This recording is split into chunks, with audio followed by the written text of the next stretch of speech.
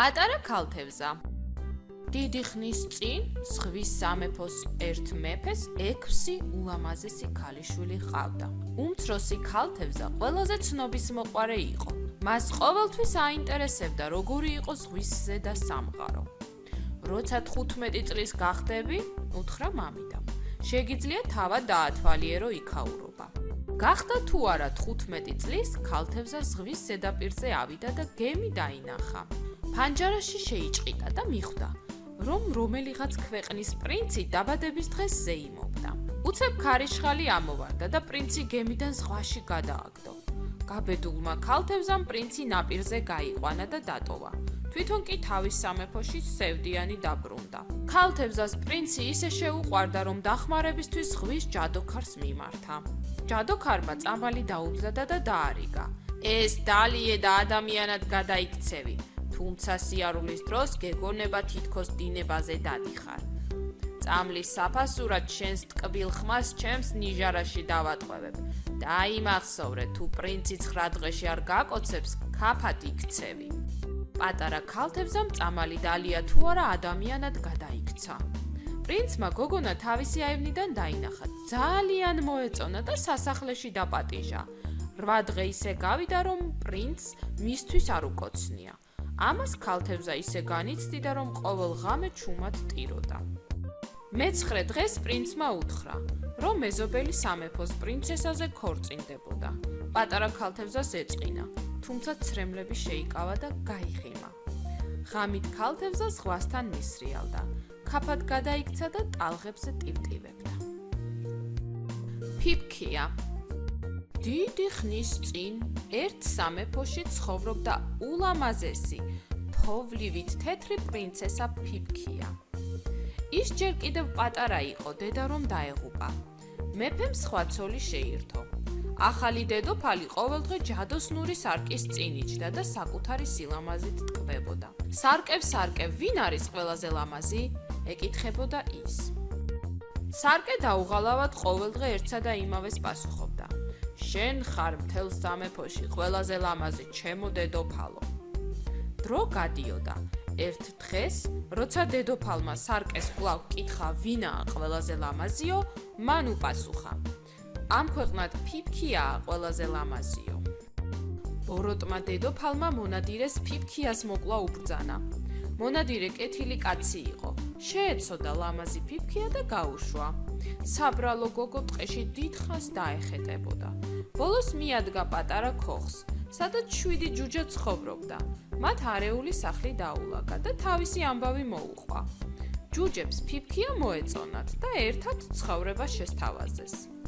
ფიფქია სიამოვნებით დათანხმდა. დედოფალმა სარკისგან შეიტყო, რომ ფიფქია ცოცხალი იყო. დედაბრის სამოსი ჩაიცვა და მოწამლული ვაშლებით ჯუჯების ქოხს მიადგა. ფიფქიას ტკბილად დაელაპარაკა და მოწამლული ვაშლი მიაწოდა. გოგონამ ვაშლი ჩაკბიჩა და გონება მიხდილი იქვე ჩაიკეცა. საღამოს ჯუჯები სახლში დაბრუნდნენ. გონწასული გოგონას დანახვაზე მწარე დატირდნენ. ბროლის კუბოში ჩააწვინეს და ქოხთან ახლოს ტყეში დაასვენეს. გავიდა დრო. ერთხელ ამ ადგილას პრინცი ნადირობდა. მან დაინახა ფიფქია და ისე მოიხიბლა, რომ აკოცა. გოგონა მაშინვე გაცოცხლდა. ისინი მალე დაქორწინდნენ და ბედნიერად ცხოვრობდნენ. 3 დათვი.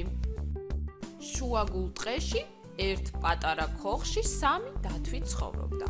ყველაზე დიდი და ბანჯგვლიანი დათვი მამა გახლდათ. უფრო მორჩილი დათვი დედა. მესამე კი მათი შვილი, დათვის ბელი იყო. ისინი ყოველ დილით ტყეში სეირნობდნენ. ერთ დღეს, როცა ისინი სეირნობდნენ, მათ ქოხს გზააბნეული გოგონა მიადგა. მან სახლში შეიხედა და მაგიდაზე ფაფით სავსე 3 ჯამი დაინახა. კოვზი აიღო და ყველას გემო გაუსინჯა.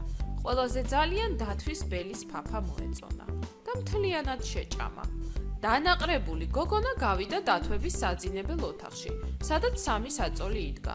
დიდი, საშუალო და პატარა. დიდი საწოლი ძალიან უხეშია. საშუალო ზედმეტად რბილი. აი, პატარა კი ზუსტად საჩემოა. თქვა მან და შიგ ჩაწვა. დაღლილ გოგონას მაშინვე ჩაეძინა. მალე დათვებიც დაბრუნდნენ.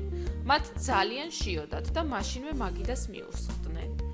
ვიღაცას ჩემი ფაფა გაუსინჯავს, დაიღრიალა გაბრაზებულმა მამადათმა. ჩემიც, აღყვა დედა დათვით.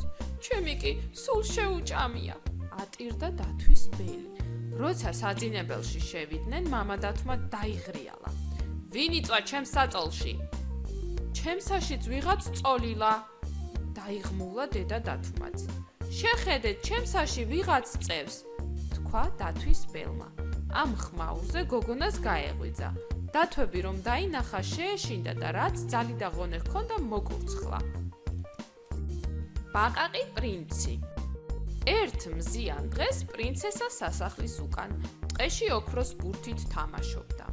მოულოდნელად ბურთი ხელიდან გაუვარდა და იქვე გუბეში ჩავარდა. პრინცესამ ტირილი დაიწყო. უცებ რაღაც ხმამ ჰკითხა. რატომ ტირი პრინცესა? პრინცესამ გუბესთან მწვანე ბაყაყი დაინახა. მეორე საღამოს პრინცესა ოჯახთან ერთად ცდილობდა. ამ დროს ბაყაყიც გამოჩნდა. პრინცესამ მამას ყველაფერი უამბო. თუ დაპირდი, უნდა შეასრულო კიდეც. კაცრად უთხრა მამამ. პრინცესა იძულებული გახდა ბაყაყისთვის მასთან მისვლის, მისი თეფშიდან ჭამის, მისი ჭიქიდან დალევის და მისი გვერდით დაძინების ნება მიეცა. ბაყაყი პრინცესას ოთახში 3 დღე დარჩა. მეოთხე დღეს, როცა პრინცესამ გაიღვიძა, მის წინ თვალცრემლიანი ბაყაყი იჯდა. უნდა წავიდე, რადგან გრძნობ, რომ გეზიზღები, უთხრა მან. პრინცესამ თავი დამნაშავედ იგრძნო. მას ცრემლები მოსწმინდა და აკოცა. ბაყაყი მაშინვე მშვენიერ პრინცად გადაიქცა. გახარებულმა პრინცესამ ტაში შემოჰკრა. მე დიდი სამეფოს პრინცი ვარ. ბოროტმა ჯადოქარმა ბაყაყად გადამაქცია. ჯადო მხოლოდ მაშინ დაკარგავდა ძალას, თუ პრინცესა მაკოცებდა. ახლა გამომყვები ცოლად? კითხა პრინცმა. ოჰ, რა საკვირველია, მაშინვე დათანხმდა პრინცესა. ამ ამბის სათქმელად ორივე მეფესთან გაიქცა. გახარებულმა მეფემ მათ დიდებული ქორწილი გადაუხადა.